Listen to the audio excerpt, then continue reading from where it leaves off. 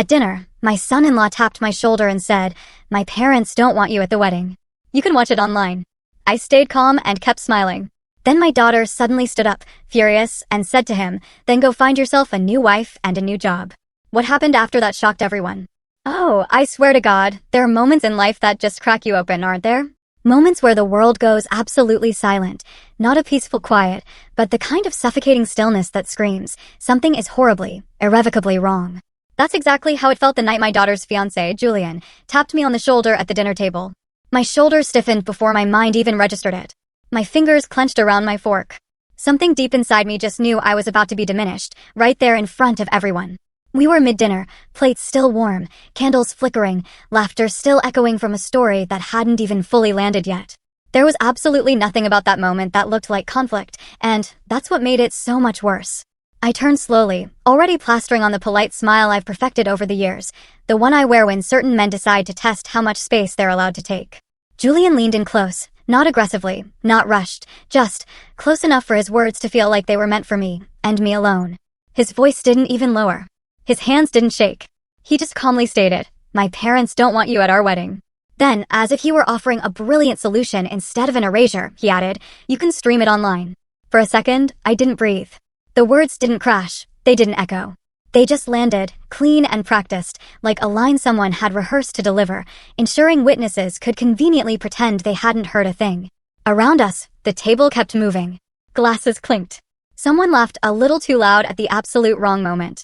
A cousin kept talking, completely oblivious, or maybe just unwilling to notice what had just been publicly taken from me. I watched Julian's face. He wasn't apologetic. He wasn't nervous. He looked utterly settled, as if this decision was already approved, and my presence was just a minor logistical detail he had to manage. Across from me, his mother's lips were pressed into a neat line that was her version of good manners. His father didn't even bother to look up, just kept cutting his food, hands steady, as if this was old news. That's when it hit me. This wasn't a suggestion. This was an announcement. I swallowed hard, forcing down the burning heat, the disbelief, that familiar, old ache I refused to name. I just nodded once, slow and measured, as if he'd just commented on the weather. I placed my fork down carefully. The soft clink against the plate sounded louder to me than any scream. Men like him, they watch for a reaction. They wait to see if your face will beg permission to exist. I wasn't going to give him that satisfaction. The table tried to recover. Conversation stumbled forward. Laughter thinned, but it didn't disappear entirely. Everyone attempted to reclaim normalcy, and I let them, because sometimes, dignity means staying still while the room decides whether it will correct itself. I didn't look at my daughter, Nain, right away. I wanted one last second to pretend she hadn't heard him. One fragile moment where I could believe she would step in without me having to feel small first. But silence has a weight of its own, and I felt her shift beside me. The air itself changed. Julian straightened, a satisfied smirk playing on his lips, reaching for his glass like the matter was closed, like my role had just been reassigned to a screen and a login. His comfort filled the space between us, heavy and utterly unchallenged. That's when Nain lifted her eyes. She didn't look at him first. She looked at me, not with embarrassment, not with apology, and certainly not with that warning glance daughters sometimes give, silently telling their mothers to shrink for the sake of peace. This look was different. Still, measuring. The look of someone realizing a line had been crossed, a boundary shattered, that couldn't possibly be laughed off later. I kept my smile in place, even as it tightened, because I've lived long enough to know that dignity is sometimes the only weapon you can hold without anyone seeing it in your hand. My name is Gloria Mercer. And let me tell you, I have sat through more polite disrespect, dressed up as family decisions, than I care to count. But nothing, absolutely nothing, prepares you for the moment someone tries to erase you in front of your own child. If you're watching this right now and you've ever had to smile through something that cut you deep, just to keep the room from falling apart, tell me where you're watching from, your city, your country. I want to know how many women understand the real cost of that silence.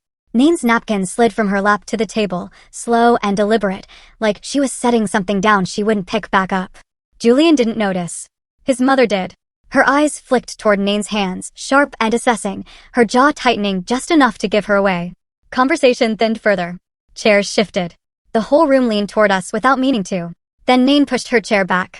The sound wasn't loud, but it was absolutely, irrevocably final. Every head turned. And then my daughter stood up. Nain didn't slam anything. She didn't shout. She didn't point a finger like she was trying to win a fight. She just stood there, straight-backed, chin slightly lifted, as if the air itself had shifted and decided it belonged to her now. For a breath, Nobody moved. Even the smallest sounds, the hum of the refrigerator, the soft clink of a spoon against glass, felt deafening in that sudden silence. Julian's posture stayed relaxed, almost lazy, like he was just waiting for her to sit back down and turn the moment into a joke, the way people do when they want peace more than truth. His parents' faces held that tight politeness I've learned to read over the years, mouths shaped into smiles that never reached the eyes that measure you like you're a problem they're trying to solve without getting their hands dirty. Nain's hands stayed open at her sides, empty, calm. And that calm, let me tell you, it frightened me more than any anger ever could. Because anger burns itself out. Calm makes decisions. She looked at Julian the way you look at someone you suddenly realize you don't recognize at all. And her voice came out steady and low, the kind of voice that doesn't ask for permission from the room. Then find yourself a new wife, she said. And a new job. The words didn't fly, they landed. They sat on the table between us like a document nobody could tear up.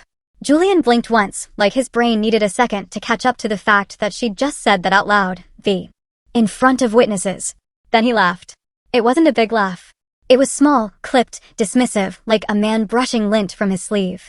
He tilted his head and let his eyes sweep across the table, as if checking who was amused with him, as if he could recruit the entire room into treating my daughter's declaration like a tantrum. Babe, he said softly, dragging the word out in a tone meant to soothe and control at the same time. You're upset. Let's not do this right now. Nain didn't answer him. She didn't explain herself. She didn't justify her loyalty to me, her mother, the woman he just tried to reduce to a link and a screen. She simply held his gaze until his laugh died on its own. That's when his mother made her move, not with words, but with a sigh, a slow shake of her head. The kind of performance older women do when they want everyone to agree they're the reasonable one. Nain, she said, her voice sweet like syrup. We didn't mean to cause offense. It's just, weddings are delicate. Traditions, expectations, people talk. The way she said people talk made my stomach churn because it wasn't about tradition. It was about control. Julian's father interjected, calm as a judge. We can correct with enough patience. Let's not ruin a good evening. Emotions are high. Tomorrow, everyone will feel differently. Julian's smile returned, quick and grateful, because he believed they'd saved him. He believed this was just a storm to wait out. He even glanced at me then, not with apology, but with that quiet warning some men give older women when they think you should know your place. Like I was supposed to understand that in a marriage, mothers get managed. I kept my smile in place because I didn't trust my mouth.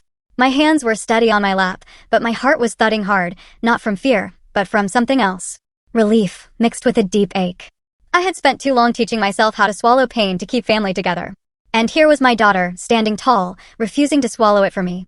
Nain shifted her attention from Julian to his parents, and I saw something hardened behind her eyes, something professional and cold that didn't belong in a dining room, but belonged everywhere else she lived her life. This isn't emotional, she said, still quiet, still controlled. This is clarity. Julian's laugh tried to come back again, but it came out thinner this time. Unsure. His mother reached toward Nain like she could physically pull her back into compliance, palm up, pleading without quite begging. Sweetheart, she murmured. You don't want to say things you can't take back. Nain finally moved, but not the way they expected. She didn't sit. She didn't soften. She reached for her phone on the table and slid it into her hand with a slow, deliberate motion that made Julian's eyes flick down, then back up. He watched that phone like it was a weapon he didn't understand yet. At the far end of the table, my cousin cleared his throat, then thought better of speaking. Nobody wanted to choose a side out loud, but everyone was choosing one in their bodies. Turned shoulders, lowered eyes, held breaths. Julian kept that half smile on his face, and I could tell he was already telling himself a story where this would pass, where love would smooth it over, where a mother would be forgotten again if everyone just pretended long enough. His father lifted his glass and took a slow sip, as if to signal that the adult thing to do was move on. Julian followed his lead and picked up his own glass, tapping it lightly against the table, as if restarting the evening. He truly thought the night ended there. The apology didn't come with a knock on my bedroom door, and it certainly didn't come with wet eyes or shaking hands. No, it came the way Julian did everything when he wanted control. Neat, measured, delivered at the exact time it could do the most work. The next morning, sunlight was pouring across the kitchen counter like nothing had happened, like last night hadn't carved a new line down the middle of our family table. I was rinsing a cup when my phone buzzed once, a soft vibration against my palm. Nain's voice floated from the hallway behind me. He sent a message, she said, not angry, not relieved, just flat. Like she'd been expecting it. I didn't turn around right away. I kept rinsing the cup, watching the water run clear, because I've learned that when something hurts, your hands instinctively search for simple tasks to keep you upright. Nain walked in and placed her phone on the counter between us, screen facing up. Julian's words sat there in a tidy paragraph. Good morning, it began, polite as a work email. I want to apologize for how things came across last night. My parents were trying to protect the atmosphere of the wedding, and I should have handled it differently. I never meant to disrespect your mother. I hope we can move forward calmly. I read it twice. The first time, my chest tightened. The second time, I felt the cold underneath it. He didn't say he was wrong. He said it came across wrong. He didn't apologize for the decision. He apologized for the delivery. And right there, inside that clean, little message, he made his first mistake. He wrapped my place in the family inside the word atmosphere, as if my belonging was just a decoration you could move for the sake of a picture. Nain didn't speak while I read. She leaned back against the counter, arms folded, eyes on my face, watching for those small tremors a daughter can't always prevent herself from looking for when she's deciding how much her mother can take. I kept my expression steady. He wrote this like he's talking to HR, I said quietly. Nain's mouth twitched. Not a smile, not amusement. Just recognition. He wants the room back, she replied. The room. That's what it was to him. A room he could arrange. The hours after that message were strange. Not loud, not dramatic, just filled with careful movements. Julian came downstairs later, dressed like a man with no worries, hair neat, voice warm. He didn't look at me first. He looked at Nain, like the apology was between them, and I was simply the subject. Morning, he said, then turned toward me with a smile that asked for no answer. Ms. Mercer. I hated how he used my last name, like respect was a costume he could put on when he needed witnesses. I'm sorry about last night, he added, still standing a few feet away, still not stepping fully into my space. I shouldn't have said it the way I did. There it was again, the way. Nain held him in silence for a moment, letting his words hang until he shifted his weight and his smile tightened. You shouldn't have said it at all, she replied. Her voice wasn't sharp, it was controlled. Julian's eyes flashed for the briefest second, something small and annoyed, before he smoothed it out. I hear you, he said quickly. I'm trying to make it right. Then he turned to his phone, tapped the screen, and put it on speaker like he was presenting evidence. His mother's voice filled the kitchen, sweet and bright. Nain, good morning, honey, she said, as if we were close, as if she'd ever called me honey before. I've been thinking about last night. We were overwhelmed. Wedding nerves. We adore Nain, and we want peace in this family.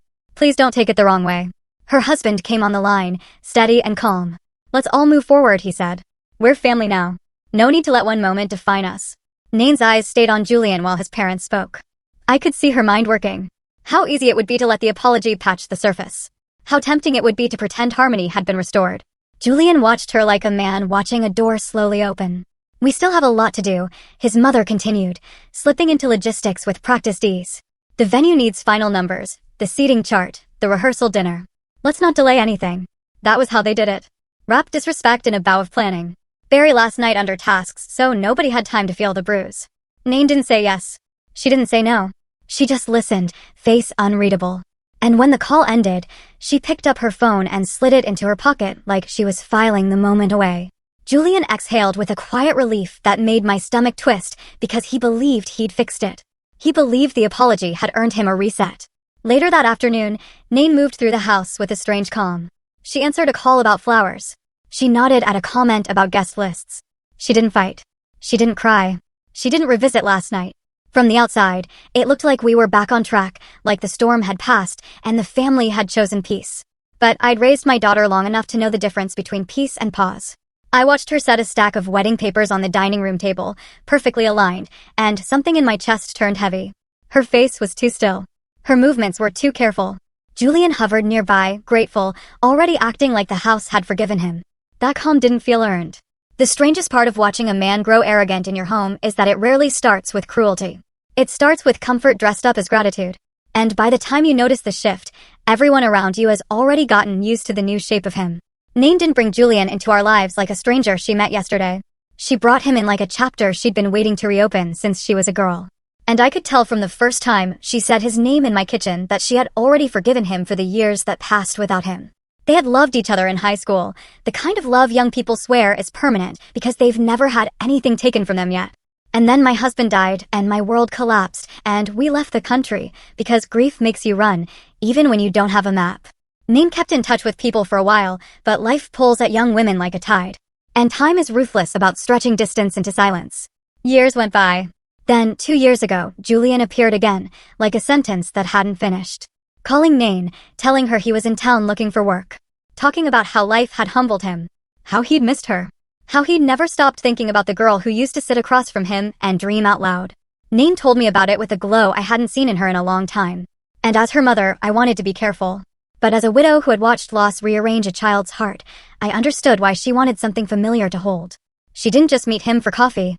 She opened doors. She offered him a job in the company her father built and left to her. Because that company wasn't just money. It was legacy.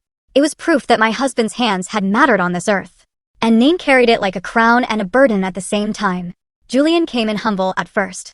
I'm grateful, he kept saying, his shoulders slightly rounded like a man who knew he was being given more than he deserved. He started by staying in the guest house, and I won't lie, I liked the way he spoke to me in those early days. He would ask if I needed anything from the store. He would call me ma'am.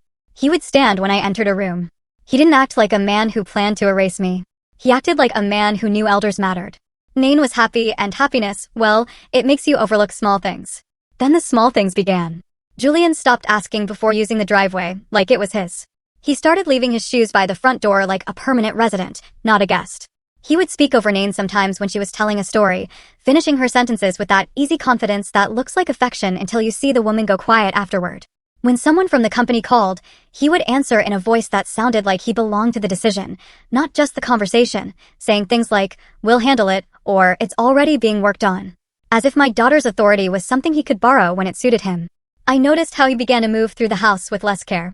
How he would open cabinets without closing them gently, how he would sit on the sofa and stretch out like the space was molded for his body. The day he started leaving his jacket on the chair in the dining room, like it was his personal office, I felt something tighten in my chest. Not because of the jacket, but because of what it signaled.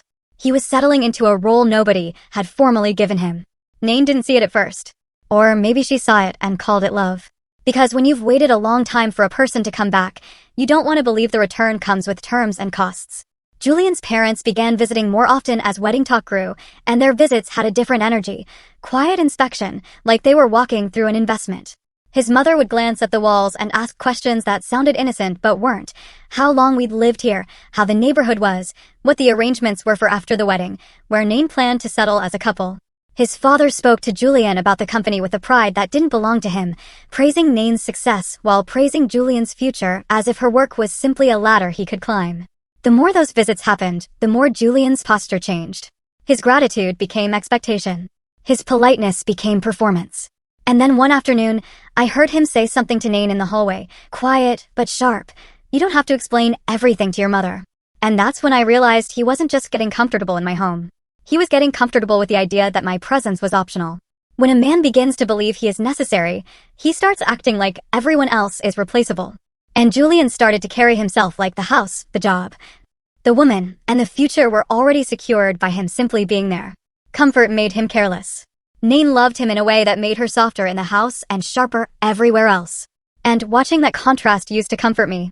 I'd see her walk through the front door with the weight of the company on her shoulders, voice clipped from meetings, jaw tight from decisions, and then she'd spot Julian in the kitchen, and her whole body would loosen, like she'd been holding her breath all day. She wasn't pretending. That's the part people on the outside never understand. Women like my daughter don't fall for men because they're foolish. They fall because they are tired, and because the right kind of familiarity can feel like rest. Julian knew how to speak to her in a way that made her remember the girl she used to be before grief and responsibility hardened her. He called her by the nickname he used in school, soft and private. And I'd hear it from the hallway and feel something complicated in my chest, relief that she still had tenderness in her life, but also fear that tenderness can be used like a key. Nain kept saying it was destiny. Not in a childish way, but in that stubborn way grown women speak when they want to believe the universe hasn't been all loss. Mama, she told me one evening as she rinsed plates. You don't understand. We didn't break up. Life just pulled us apart.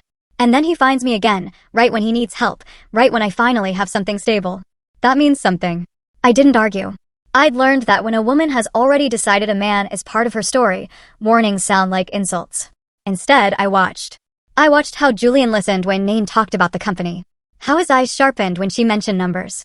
How he asked questions that sounded supportive, but always circled back to access. Who signs what? Who approves what? Who is the last word? Nain answered him lightly, the way you answer someone you trust. But she never told him everything. And that wasn't because she didn't love him. It was because she'd been trained by pain. The company was my husband's life's work, built through years of sacrifice I watched up close. Late nights, tired hands, prayers over bills, quiet pride when contracts came through. When he died, Nain didn't inherit a dream. She inherited a machine that could feed families or destroy them, depending on who controlled it. My husband had once tried to protect that machine by bringing in his younger brother to help manage while he traveled. It sounded sensible, family, trust. And for a while, it worked. Until it didn't. I still remember the way my husband's face looked the night he came home too quiet, the way he sat at the edge of our bed and stared at his hands like he didn't recognize what he'd built anymore. He didn't give me every detail, but I heard enough in fragments. Accounts nearly shifted, decisions made without him, papers pushed across desks like normal business. And all of it wrapped in the same lie: this is family. This is for your good. The only thing that saved the company then was that my husband had kept certain documents in place, safeguards that required more than one set of hands, more than one signature, more than one person's good intentions. That experience changed Nain. It made her both generous and careful. The kind of careful that doesn't show up as distrust until someone tries to push too hard. So when she hired Julian, she did it the way she does everything: warm heart, firm spine. She placed him close enough to feel involved, but not close enough to hold the wheel. He worked under her. Decisions still ran through her. Key information stayed where it belonged, and Julian never questioned it openly at first, because he didn't want to look ungrateful. He let the comfort of the house soften him into believing time would do what pressure hadn't. He assumed marriage would unlock what professionalism wouldn't. Nain, for her part, didn't see him as a threat, because he didn't behave like one in the ways people expect. He wasn't loud. He wasn't reckless. He didn't demand. He smiled. He helped. He folded himself into the home like a man building a future. And Nain interpreted that as commitment, not calculation. Still, there were moments, small, sharp moments that made me realize she was not as blind as her love made her look. I'd see her pause before answering certain questions. I'd watch her change the subject with a laugh. I'd catch her eyes on Julian when he spoke too confidently to company staff. And the look she gave him wasn't romantic. It was assessing. She didn't act on those moments because she didn't want to create a problem where there wasn't one. And because part of loving someone is choosing not to punish them for potential. But even in her softness, Nain was never careless with what her father left behind. She trusted Julian with her heart, yes. She trusted him with her house, yes. She trusted him with her future, yes. But she never handed him the keys to the one thing that could bury her if it fell into the wrong hands. And she never even had to announce that boundary out loud.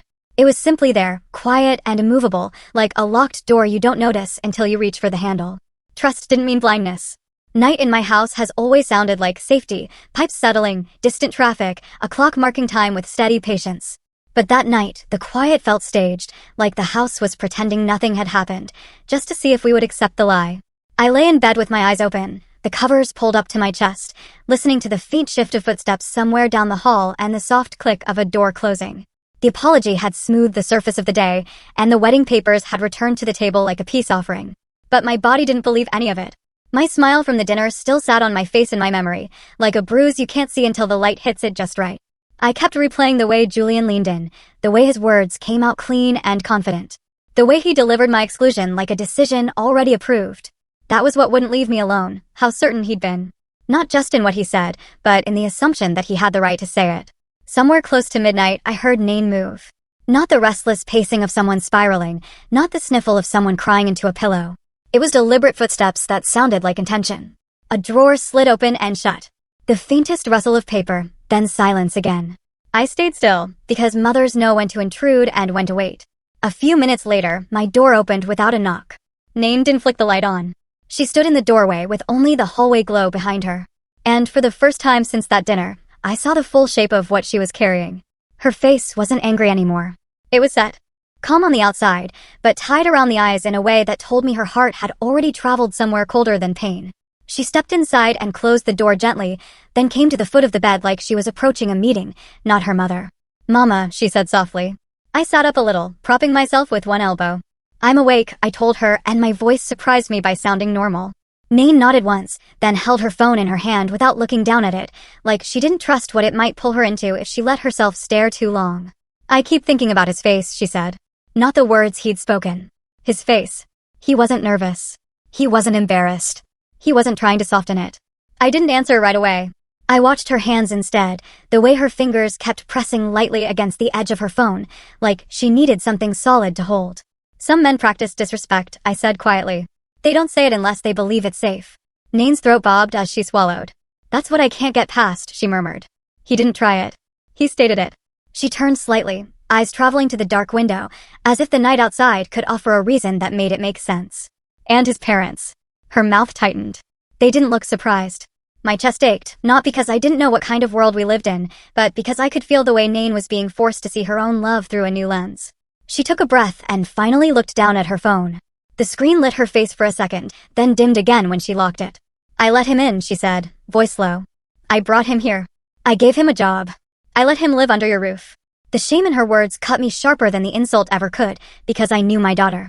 She wasn't ashamed because she'd been wrong about a man. She was ashamed because she put me in a position to be tested. I reached toward her without thinking and rested my hand lightly on her wrist. You didn't invite disrespect, I told her. You invited love. Nain didn't pull away, but she didn't soften either. I need to understand something, she said. And her voice changed right there. Less daughter, more CEO, more woman trained by history. Because if it was just a rude moment, an apology would fix it. She lifted her eyes to mine, steady, unblinking. But that wasn't a rude moment. That was confidence. I felt the air shift between us, as if the house itself leaned in to listen. Nain's jaw set, and I could see her mind moving the way it does when she's closing a deal or reading a contract. Quick, exact, unforgiving. The pain in her eyes didn't disappear. It just moved behind something stronger. Tell me the truth, she said softly, as if speaking too loud would crack whatever she was building inside herself. When a man feels that comfortable, when he thinks he can decide where my mother belongs, what does he think he has? I didn't answer, because the answer wasn't in my mouth anymore. It was in her posture, in the stillness of her shoulders, in the way she'd stopped asking how to fix the feeling and started asking what the feeling meant. Nain's voice barely rose above a whisper, but it landed heavy in the dark room. Why did he feel that comfortable? The answer wasn't emotional. It was professional. By the end of that week, the house had a new kind of quiet. The kind that comes when everyone is moving carefully around a decision that has already been made. Julian still walked through the hallway like a man who expected time to soften Nain. Like a man who believed apologies were currency and patience would buy him his place back. He kept his voice gentle, his hands busy, his smile ready. He offered to pick up dinner. He asked if I wanted tea. He spoke to Nain like nothing serious had happened, calling her baby in that easy tone men use when they want to reattach a woman to the version of herself that forgives. But Nain didn't answer him the same way anymore. She didn't argue. She didn't explain. She moved with that calm that looks like peace until you realize it's preparation. I watched her from the doorway one evening as she sat at the dining table with her laptop open, not looking at wedding papers now, but something darker. Row dates, names, the kind of screen that doesn't hold romance. Julian hovered behind her with his arms loosely crossed, pretending interest, pretending support. And every few minutes he would lean in and say, "Everything okay?" Like he was checking the temperature of the room. Nain would nod without looking up. That nod was not comfort. It was distance. 2 days later, she left the house early in the morning wearing her business face, hair pulled back, small earrings, no softness around the mouth. Julian was still in the kitchen when she walked out, and he called after her, "We're still good, right?" Nain paused at the door just long enough for him to feel seen, then said, "We'll talk," and walked out. The way she said it made my stomach tighten, because "we'll talk" can mean 100 things, but when it's spoken without warmth, it usually means one. That afternoon, Nain came home with a kind of stillness that follows paperwork. Not anger, not tears, just the quiet weight of something finalized. Julian was on the sofa, scrolling through his phone, relaxed like a man who thought the day belonged to him. He looked up when she entered. "Hey," he said, smiling too quickly. Nain didn't sit. She didn't take off her coat. She stood a few feet away and spoke in the same calm voice she used that night in my bedroom.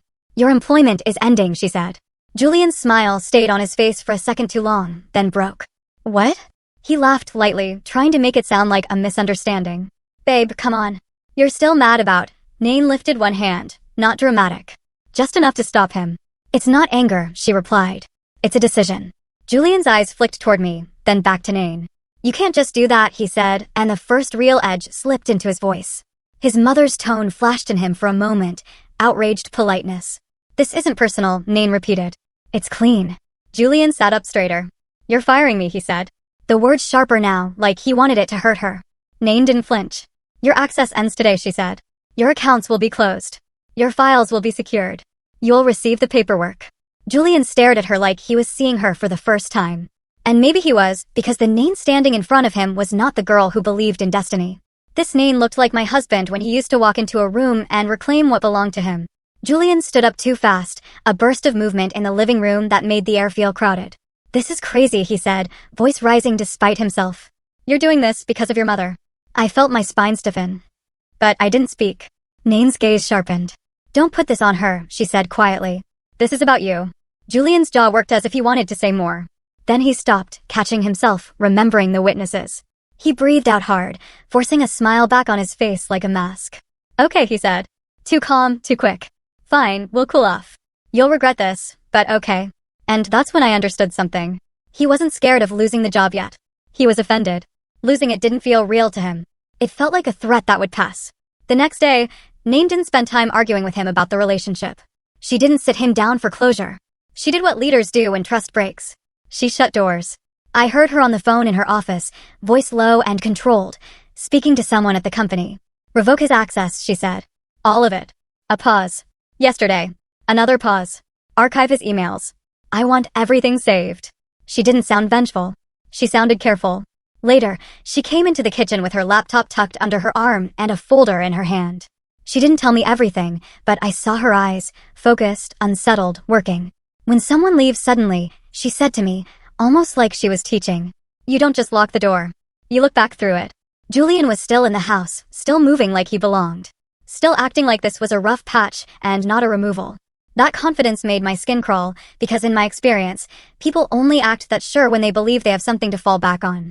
That evening, Nain sat alone at the dining table again, the same place where wedding papers used to sit, and the light from her screen washed her face pale. She read quietly for a long time, barely blinking. Then she pressed her lips together and exhaled through her nose. One controlled breath that told me she'd seen something she didn't like. Mama, she said without looking up, voice tight. I stepped closer. What is it? I asked softly. Nain's eyes stayed on the screen. It's not illegal, she said. Her fingers hovered over the keyboard like they didn't want to touch what they found. But it's not innocent. What they found wasn't illegal, but it wasn't innocent. Nain didn't call me into her office with drama. She didn't burst into my room with her hands shaking and her voice breaking.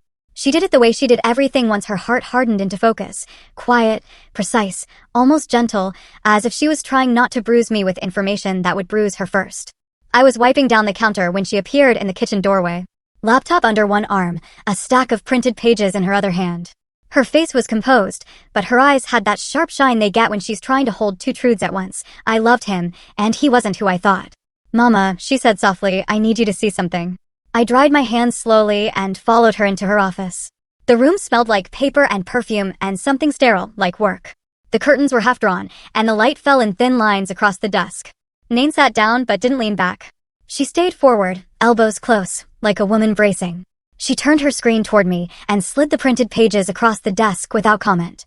I looked down and saw my daughter's company name at the top of an email thread, bold and official. Then I saw Julian's name, not as Julian, not as Nain's fiancé, but as a sender, moving through conversations like he owned the authority to be there. The first thing that hit me wasn't a single sentence. It was a pattern. The way he wrote, the way he spoke through text, he didn't sound like an employee. He didn't even sound like a trusted partner. He sounded like a man already wearing a title he hadn't earned. We'll proceed as discussed, one email read, addressed to a vendor I didn't recognize. I want the revised terms in writing by Friday, so we can finalize after the wedding. After the wedding. My throat tightened. I glanced up at Nain, but she didn't look away. She held my eyes like she was saying, don't make me carry this alone. I looked back down. Another email, newer. This one with a short subject line, next steps. Julian had written, as we transition into the next phase, I'll be consolidating decisions through one channel to avoid delays. Please run approvals through me so we can move faster. Through me. The arrogance of it sat in my stomach like cold food. He hadn't asked Nain if that was okay. He hadn't said, Nain and I. He hadn't said, I'll check with her. He had simply written himself into the center of it all, as if the company my husband built and my daughter protected was a table he could pull his chair up to and claim. Nain tapped the screen and scrolled. Look at the dates, she said, voice low. I leaned in. My eyes caught on calendar invitations, meeting requests. Several of them sent to key people at the company. The subject lines were clean and corporate, leadership alignment, strategic restructure, vendor consolidation. And there, in the details, were dates set just weeks after the wedding. Times blocked off, like those decisions were inevitable. I felt a sick heat rise behind my ribs. He planned meetings, I whispered. Nain nodded once. He scheduled a future, she replied. And the way she said it sounded like betrayal. I turned another page.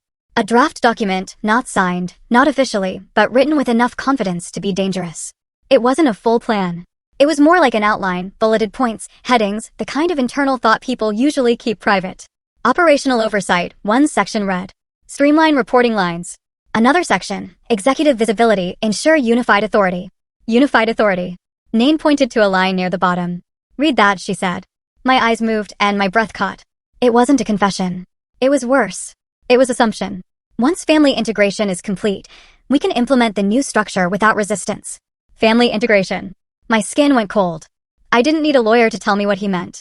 He meant marriage. He meant locking himself into Nain's life so deeply that pushing him out would feel like ripping out a wall. I looked up slowly, and the office felt smaller, the air heavier. Nain's lips were pressed tight, and I could see the war inside her. The woman who had laughed with him in the kitchen and the CEO reading a man's ambition like a threat assessment. Mama, she said, and her voice wavered for the first time since that night in my bedroom. He's been talking to people like this for months. I swallowed hard. Why didn't anyone tell you? I asked. Nain's jaw tightened. Because he didn't announce it, she replied. He slid into conversations. He spoke like it was already agreed. She leaned forward and flipped to another email. This one short, casual, almost friendly. A vendor wrote, sounds good, Julian. Appreciate you taking the lead. We'll wait for your final. I stared at that sentence until it blurred. Taking the lead. Waiting for your final. Julian had been collecting authority the way some men collect favors. Quietly, slowly, with a smile. Nain exhaled sharp and controlled. He didn't steal, she said, as if she needed to hear herself say it. He didn't transfer anything. He didn't touch the accounts. She looked at me then, eyes glossy but fierce. But listen to how he spoke. I felt my pulse in my throat because in those words, in that tone, in that casual ownership, I could finally see the line from the dinner to this desk. He tapped my shoulder because he believed the house was already his. He told me to stream the wedding because he believed my role was already reduced. And now here it was, on paper, his belief that after the wedding, the company would be pliable in his hands. I reached for Nain's hand without thinking, and she let me hold it, fingers cold. He's planning, I whispered. Nain nodded once. Slow. Yes, she said. He's planning. Her gaze dropped back to the documents, hardening again. And the worst part is, she added quietly, he thinks it's normal. The room went still around that sentence. The pages on the desk looked harmless. Email threads, meeting invites, drafts. No crime, no theft, no smoking gun, just a man speaking like a future that wasn't his had already been promised. And I realized something that made my stomach turn. The most dangerous plans don't announce themselves. They practice. They posture. They assume. He hadn't taken anything yet. The first time Julian's mother called after the termination, Nain let it ring out. We were in the living room, the late afternoon light slanting through the curtains, and the phone vibrated on the arm of the sofa like a warning. Nain didn't glance at the screen at first. She stared straight ahead, jaw tight, shoulders still, as if the sound itself was a test of whether she would step back into the old role, polite daughter-in-law-to-be, eager to smooth discomfort. The buzzing stopped. A second later, it started again. Nain reached for the phone calmly and turned it over so the screen faced down, cutting the light from it like she was shutting a door. Let it go to voicemail, she said quietly. Her voice was steady, but I could see a pulse working in her neck. Silence returned, thin and uneasy. 5 minutes later, the house phone rang. That one startled me because people only use that line when they want to force you to answer. Nain stood up slowly and walked to the hallway where the handset hung. Her steps controlled, measured, like she was walking into a boardroom. She lifted the receiver and didn't speak first. She let the other side reveal their tone. Nain, Julian's mother said, breathless, too bright. Sweetheart, thank God, we've been trying to reach you. Nain's eyes flicked toward me once, not for permission, but for witness. I'm listening, she replied. Her voice was calm in a way that made my stomach tighten, because calm like that doesn't invite conversation. It sets terms. Julian's mother rushed ahead, words tumbling over each other like she could drown Nain in them. This has gone too far. There's been a misunderstanding. Julian is under stress. You know how men get when they feel embarrassed? You can't just end his job like that. People will talk. There it was again. People will talk, like the world was supposed to be the judge of my daughter's decisions. Nain didn't react. She didn't defend. She didn't explain. She waited, letting the woman exhaust herself. Julian's father took the phone next, voice deeper, slower, trying to sound reasonable. Nain, he said, we need to handle this privately. A man's livelihood isn't something you play with because of a family disagreement. Nain's mouth tightened. His livelihood wasn't ended because of a disagreement, she said softly. It was ended because of conduct. Conduct. The word made Julian's father pause, and I could feel him recalculating on the other end. Conduct, he repeated, as if he didn't like that the situation had moved out of the emotional lane where guilt works best. Nain didn't offer details. She didn't accuse. She didn't hand them an argument. This is not negotiable, she said, voice still low. Julian has paperwork. He can move forward accordingly. Julian's mother jumped back in, sharper now, her sweetness thinning. But you don't understand what you're doing, she said. You're humiliating him. Nain's eyes hardened. He humiliated my mother, she replied, and the words came out flat, factual, like she was reading from a report. A beat of silence crackled on the line. Then Julian's mother sighed, heavy and theatrical, the kind of sigh meant to signal sacrifice. Gloria is an elder, she said. And for a moment, I almost believed she was about to show respect. But then she added, and elders should understand their place. We weren't trying to hurt her. We were trying to protect the wedding. Protect. Always protect. Protect the atmosphere. Protect the image. Protect the event. Never protect the human being sitting at the table. Nain's fingers tightened around the receiver. My mother's place is not up for discussion, she said quietly. Julian's father's voice returned. Firmer, edged now. You are making an emotional decision, he said. This isn't how business is handled. Once you're married, you'll regret treating your husband like an employee. Nain didn't blink. The way her body stayed still told me that sentence had hit something. Not because it hurt, but because it revealed. She leaned her head slightly like she was listening to a sound only she could hear. Say that again, she said softly. Julian's father paused, irritated. I said you'll regret. No, Nain interrupted, voice still calm but sharper now. The part before that. Another pause. Julian's mother rushed in, impatient. Nain, don't do this, she snapped. You know what we mean. After the wedding, everything was supposed to change. The words fell into the hallway like a dropped plate. Sharp, unmistakable, impossible to pretend you didn't hear. Nain's face didn't contort. She didn't gasp. Her eyes just narrowed slightly. And in that narrowing, I saw the final piece slide into place. Everything, she repeated quietly, as if tasting it. Her voice stayed polite, but the air around her felt colder. Julian's mother, realizing she'd said too much, tried to backpedal fast. Not like that, she babbled. I just mean family dynamics, roles. You know, once you're married, a man needs stability.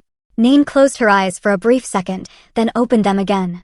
And I understood in my bones that she had crossed a line inside herself. She didn't argue. She didn't raise her voice. She didn't say, how dare you?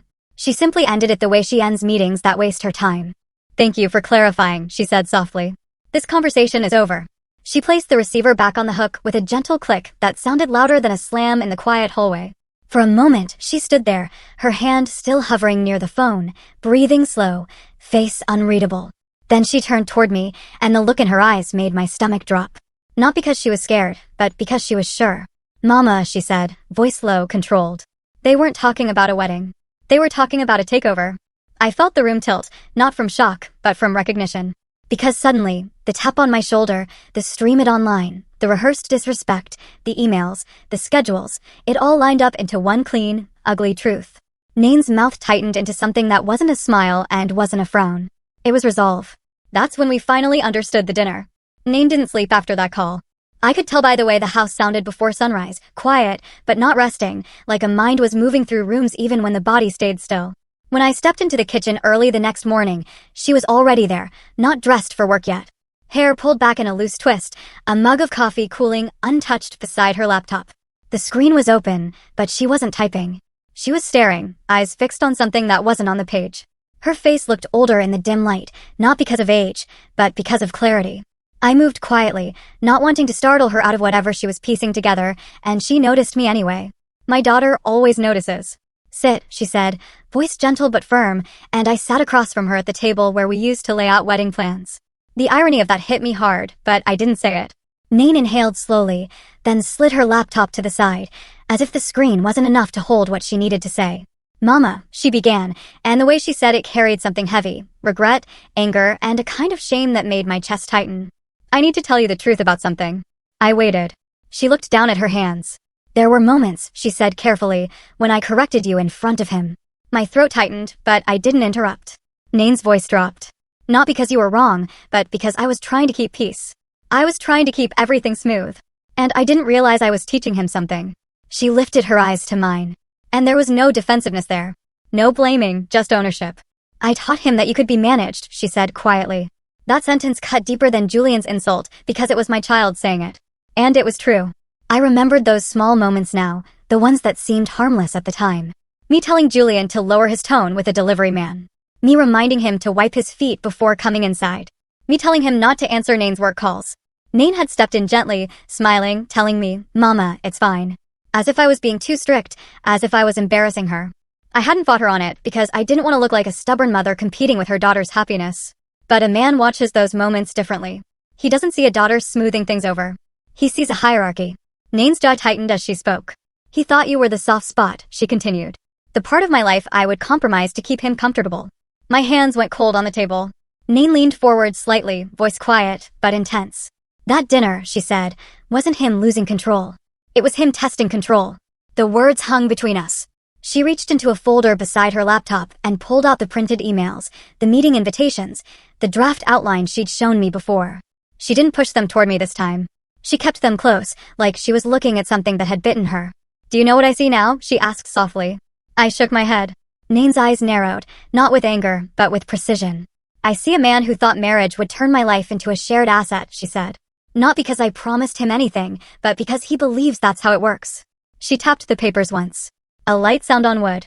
Those meetings he scheduled after the wedding, she said. He planned them like he'd already been crowned. She exhaled through her nose, controlled, and that call from his parents. Her mouth tightened. That wasn't panic. That was entitlement slipping out of their mouths by accident. Nain leaned back slightly, shoulders stiff, and I could see her replaying the scene at dinner the way I had replayed it in my bed. The tap, the lean, the calm voice, the way he said I could stream it online as if he was assigning me a seat at the back of my own family. Mama, Nain said again, and the tenderness in her voice almost made me flinch. They weren't trying to hurt your feelings. I blinked. They were trying to remove you, she corrected immediately, and the bluntness of it made my stomach drop. Because you're the one thing they can't control through him.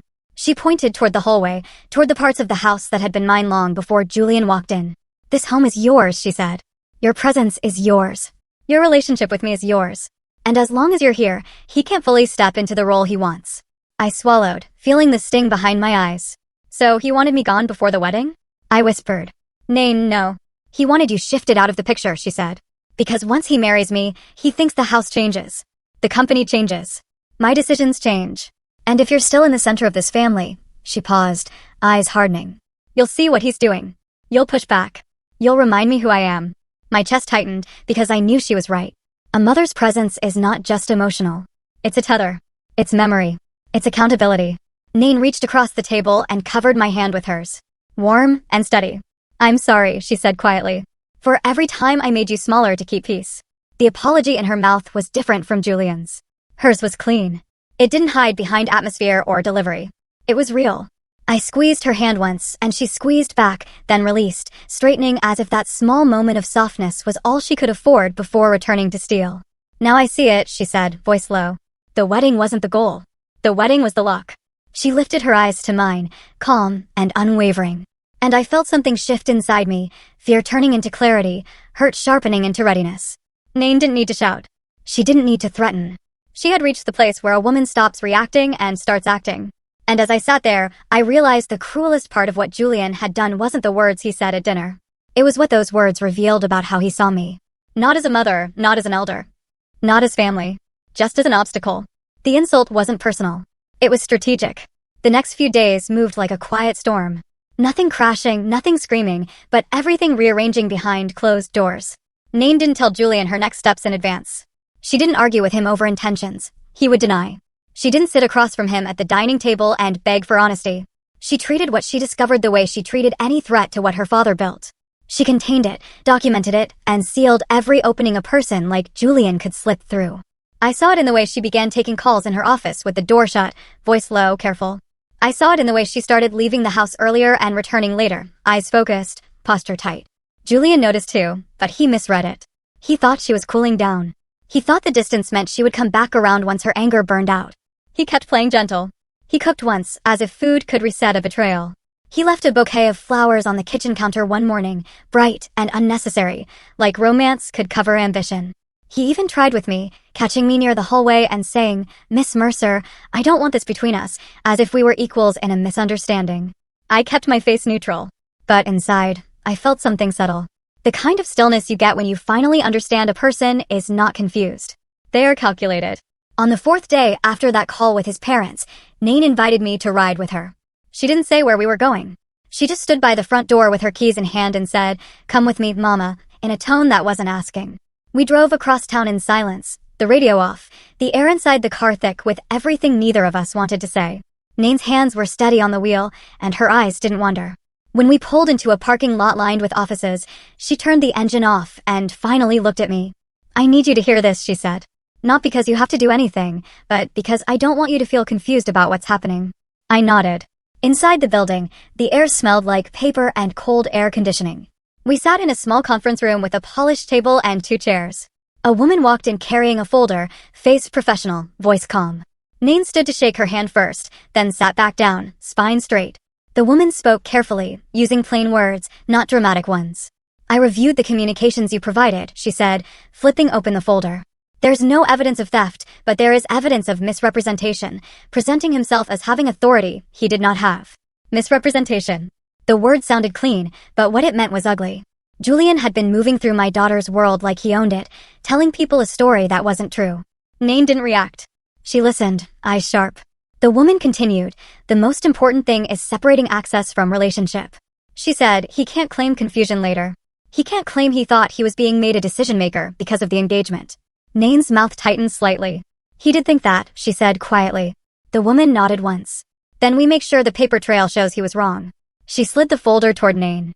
"This documents his role, his limits, the end of his employment, and that he has no authority to represent the company in any capacity." Nain flipped through pages silently, then stopped at one section and tapped the paper once. "And the company?" she asked. "My father's assets?" The woman's voice stayed calm. "This confirms he has no interest in ownership, no claim, no pathway through marriage," she said. "And it lays out the boundaries clearly." Nain exhaled slowly, as if she'd been holding that breath since the dinner. I sat there listening, heart heavy, because I knew what it meant when lawyers step into a love story. It means the love story is already over. When we left the building, Nain didn't cry. She didn't lean on my shoulder. She just walked with purpose, folder in hand, eyes forward, like a woman building a wall brick by brick. Back at home, Julian was in the living room, phone in his hand, smiling too easily. "Hey," he said, rising halfway, like he was still playing house. Nain didn't greet him. She didn't sit. She placed the folder on the coffee table between them and said, "Read." Julian's smile faltered. "What is this?" he asked, trying to laugh. Nain's voice was low and flat. "It's the boundary you assumed you didn't need."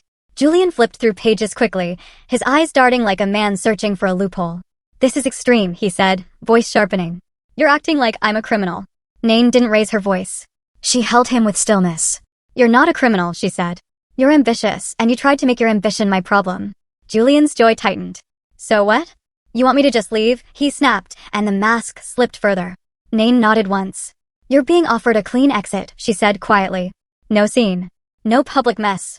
You sign, you pack, and you go." Julian looked at her as if she'd slapped him.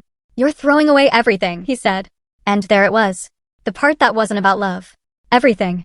The way his parents had said it. His eyes flicked toward me, quick and resentful, like I was the reason the door was closing. Nain noticed that glance, and something in her expression hardened. "Don't look at my mother like that," she said softly. "This is your doing." Julian's breathing grew louder. "You're being cold," he hissed. Nain's eyes didn't soften. "I'm being clear," she replied. "Cold is what you were when you tapped her shoulder and erased her like she was a problem." Julian opened his mouth, then closed it again, because he couldn't argue with what he'd done in front of witnesses. He stared down at the folder like it was betrayal on paper, then pushed it back across the table as if shoving it away could change what it represented. Nain didn't move the folder. She didn't chase him for agreement. She didn't plead. She simply stood there and waited, the way people wait when they know they're done. Julian's face shifted through anger, panic, calculation. Finally, he swallowed hard and said, "If I sign this, what happens to us?" Nain's voice stayed steady. "There is no us without truth," she said.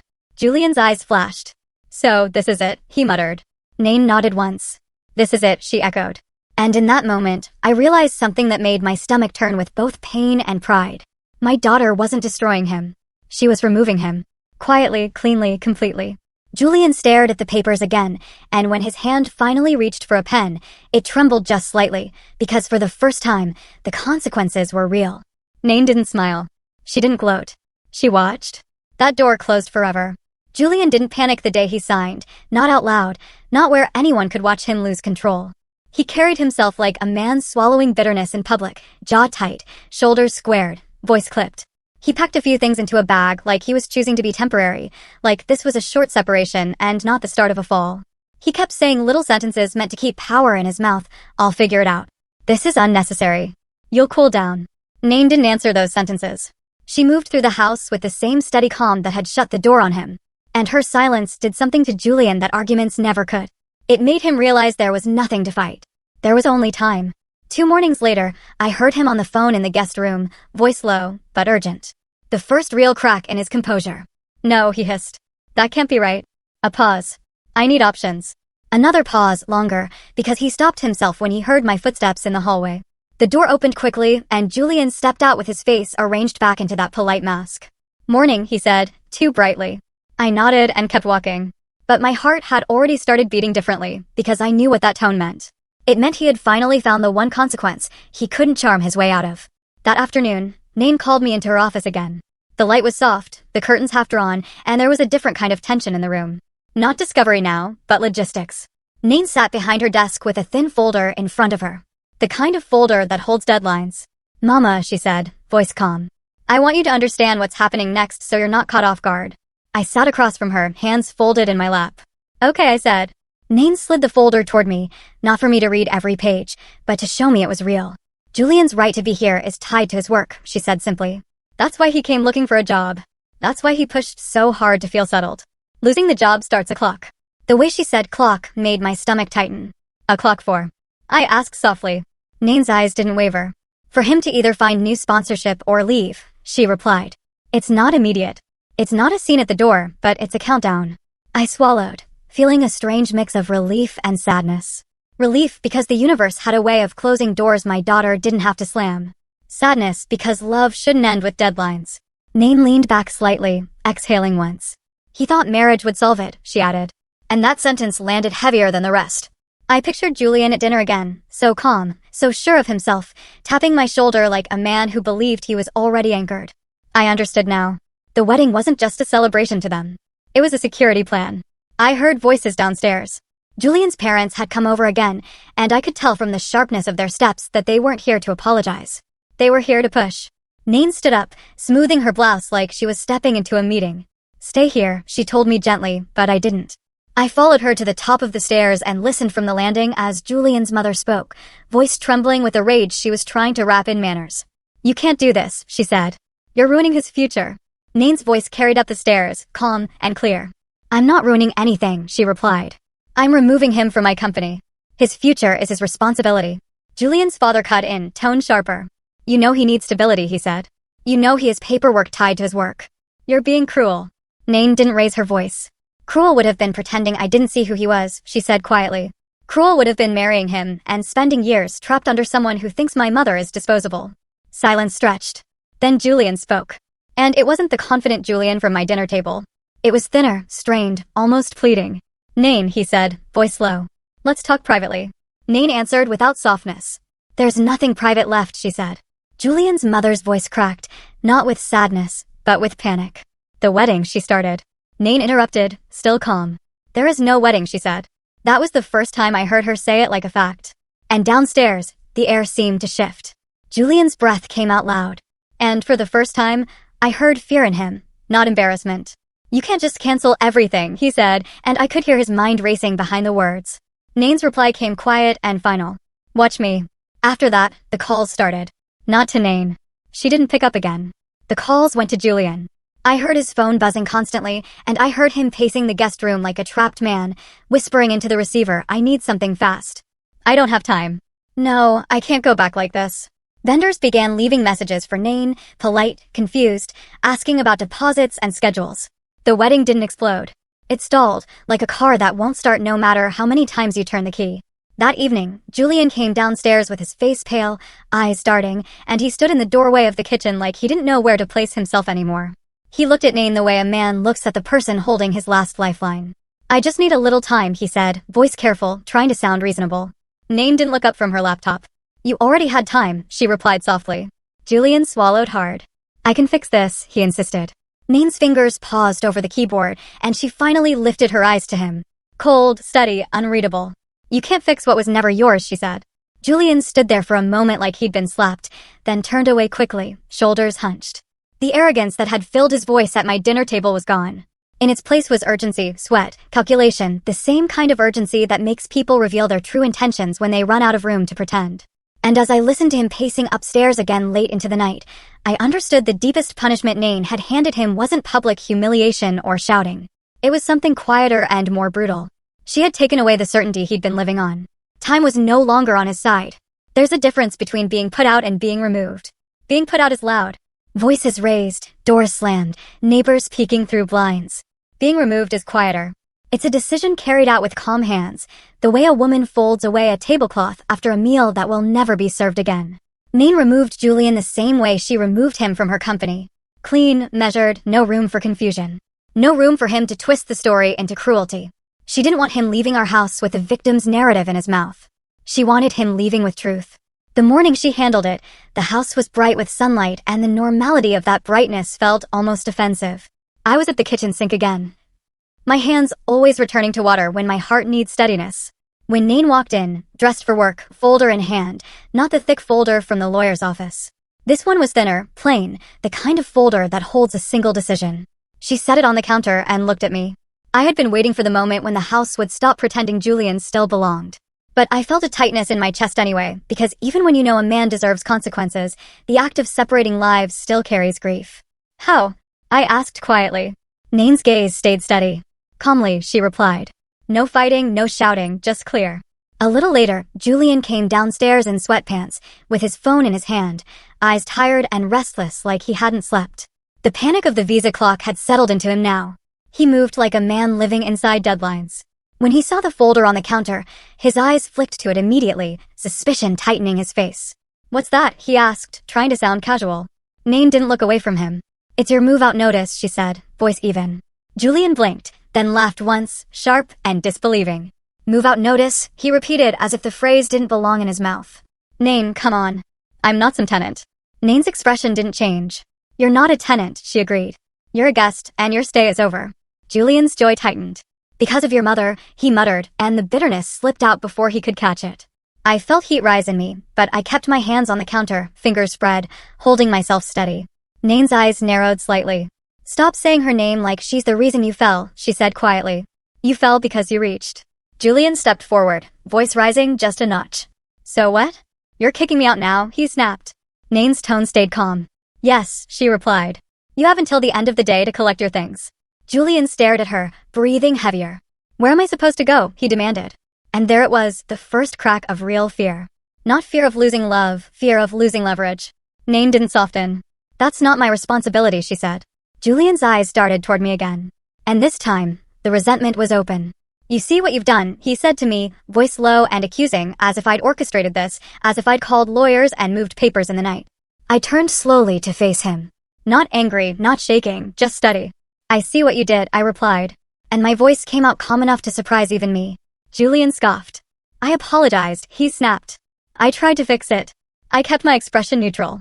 You apologized for how it sounded, I said softly, not for what it meant. His eyes moved fast like he was looking for a sentence he could argue with. The notice was simple. No insults, no threats, just dates and expectations. A clear end. Julian's face tightened as he reached the last page, and his voice lowered again, trying a different tactic. Nain, he said, softer now. You know, I came here because of you. You know I don't have people here. Nain's eyes didn't soften. You came here because you needed stability, she replied. And you thought marrying me would give you permanent footing. Julian's mouth opened, then closed. He looked like a man caught between denying and admitting. He tried again, voice pleading now.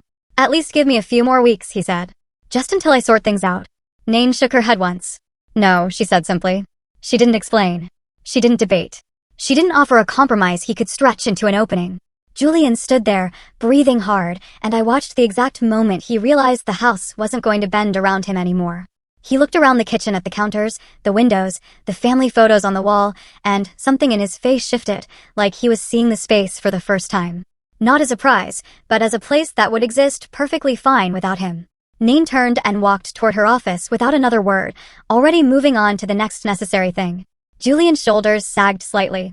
Then he did something small that told me everything. He set the folder down carefully, almost respectfully, as if the paper had more authority than his ego. He went back upstairs without another argument. From the bottom of the staircase, I heard drawers opening, hangers clacking, the soft thud of a suitcase being pulled from under the bed. No shouting, no cruelty, just the sound of a man being separated from a story he thought he controlled. I stayed at the kitchen counter, chin lifted, breathing steady, refusing to give him the satisfaction of seeing me broken by his exit. Later, as he carried his first bag down the stairs, he avoided my eyes completely. The arrogance was gone. The entitlement was gone. All that remained was a quiet, tight urgency, like someone who finally understands the floor beneath them was never theirs. He finally understood where he stood. The wedding didn't end with a scandal. It didn't end with a screaming match in a church parking lot or a dramatic post online that everybody shared. It ended the way Nain ended things when she was done, quietly, completely, with no performance for people who didn't deserve front row seats. At first, I thought the silence might feel like relief. I thought the absence of chaos would soften the ache in my chest. But silence has its own violence. Silence makes people sit with what they did without distraction. And Julian's family had never learned how to sit in discomfort without trying to control it. Nain didn't announce anything to the world. She didn't call relatives with a trembling voice. She didn't gather friends and make herself into a spectacle. She simply stopped planning. The binder that had lived on our dining table disappeared into a drawer. The florist stopped calling. The caterer's emails went unanswered. And then, one by one, small confirmations of collapse arrived. Not like explosions, but like doors closing. The first thing I noticed was how the house phone stopped ringing with wedding chatter. The second was how Nain started taking calls in her office with a calm I'd never seen when she was in love.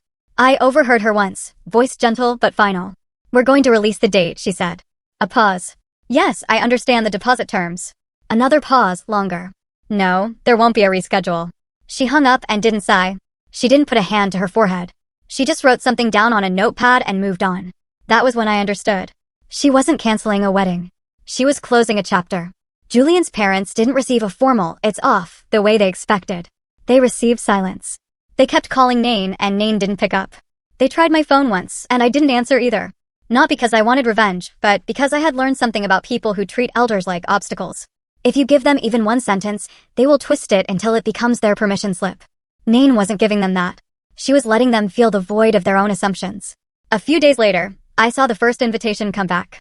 It arrived in our mailbox in a pale envelope, stamped and returned, as if the person sending it had never opened it. Nain picked it up without changing her expression and set it on the counter. Then another one came.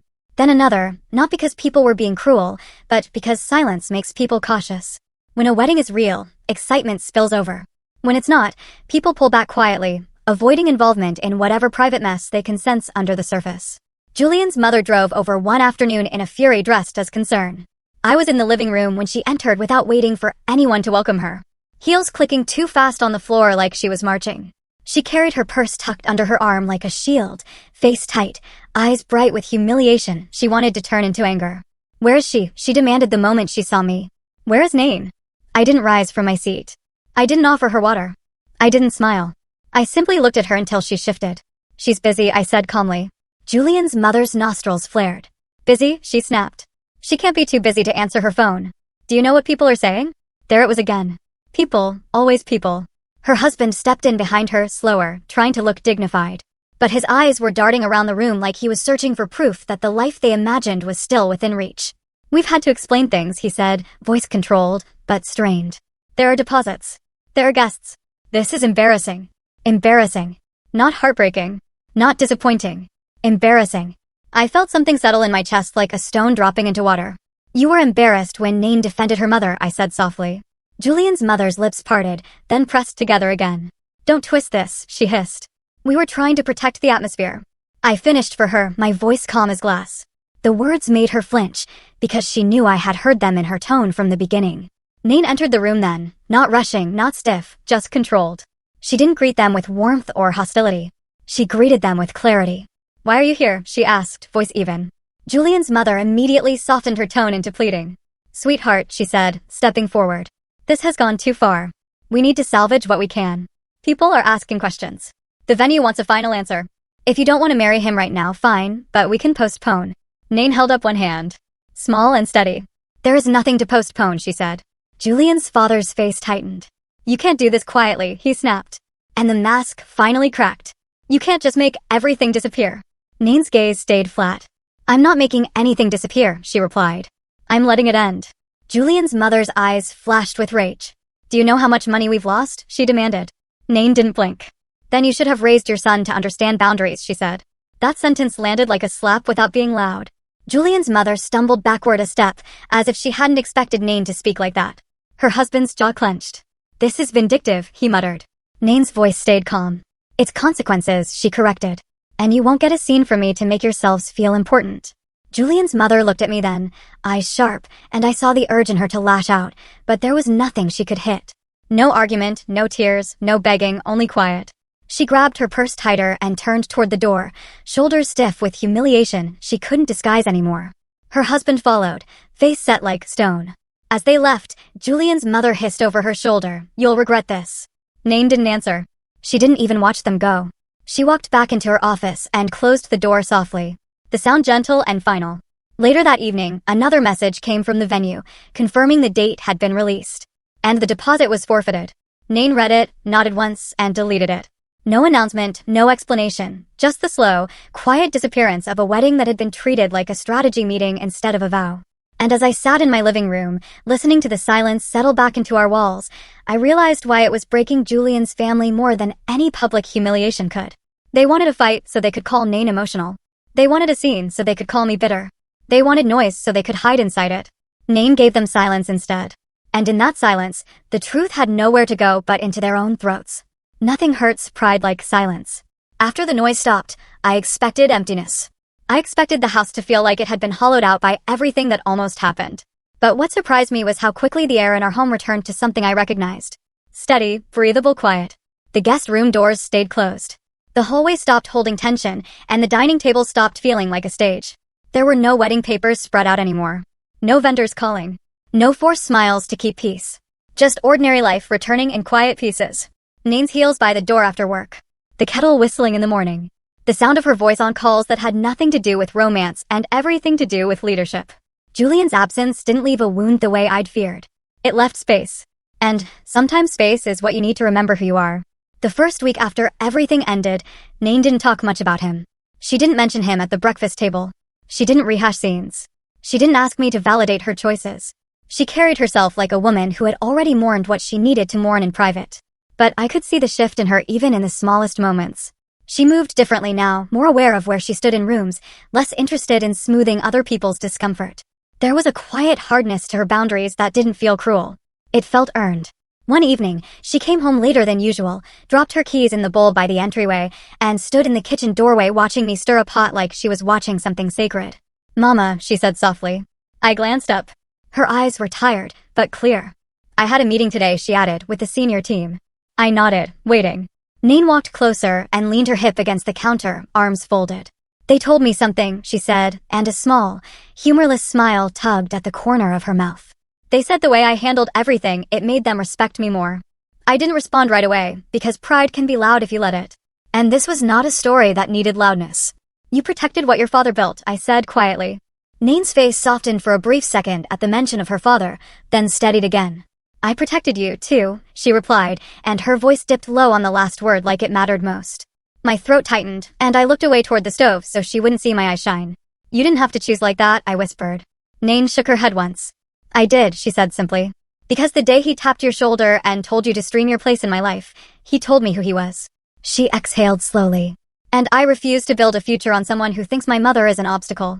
The next piece came quietly, not as a grand reveal, but as a natural step in Nain's way of closing doors properly. A few days later, she invited me to come with her again. This time, it wasn't a lawyer's office. It was the company. She walked me through the building like she wanted me to see it as more than an abstract thing my husband left behind. People greeted her with respect, real respect, not flattery. And when they saw me, Nain didn't introduce me like I was a fragile detail to hide. She introduced me as her mother, clearly, warmly, and there was a subtle shift in the room when she did, like people recognized she was anchoring herself publicly, not just privately. Later in her office, she handed me a small framed photo. It was an old picture of my husband standing beside a sign with the company name, younger and proud, his arm around Nain when she was still small enough to tuck under his shoulder. "I want this in the lobby," Nain said. "Not for him," she added quickly, meaning Julian. "For us." I stared at the photo, my chest tightening. "He would be proud," I said. Nain's eyes flickered, and she looked away for a second, like she needed a breath. "I didn't do it perfectly," she admitted, voice softer. "I let someone get close enough to try." She looked back at me. "But I didn't let him stay." That was the quiet power of it. Julian didn't get a scene to twist. His parents didn't get a spectacle to weaponize. The company didn't get shaken. No accounts were drained. No secrets were stolen. The danger was seen early, contained early, and removed with dignity before it could become disaster. And in the weeks that followed, little messages drifted in. People who had heard something. People who wanted gossip. People who wanted to know what happened. Nain gave them nothing. Not because she was ashamed, but because she had learned the truth that women like us learn too late sometimes. You don't owe your pain to the public just because other people are curious. The only conversation that mattered happened one quiet Sunday morning. Nain sat across from me at the table, sunlight warming the wood, and she reached for my hand without speaking first. Her fingers were warm, steady. "I'm sorry," she said again, but different this time. "Not just for the times I corrected you. For the times I almost made you small to keep love." I squeezed her hand, and for a moment, neither of us spoke. The silence wasn't heavy like before. It was clean. "We learn," I said softly. Nain nodded once. "We learn," she echoed. Then she released my hand and stood up, shoulders back, eyes clear. And I watched my daughter walk through our home like a woman who would never again confuse peace with permission. In the end, what stayed wasn't a wedding or a man or a picture-perfect story. What stayed was dignity. What stayed was truth. What stayed was the kind of love that doesn't require you to disappear to keep it. And that's the lesson my mother gave me long before Julian ever touched my shoulder. A home that demands your silence is not a home. It's a place you're surviving in until you finally remember you're allowed to leave.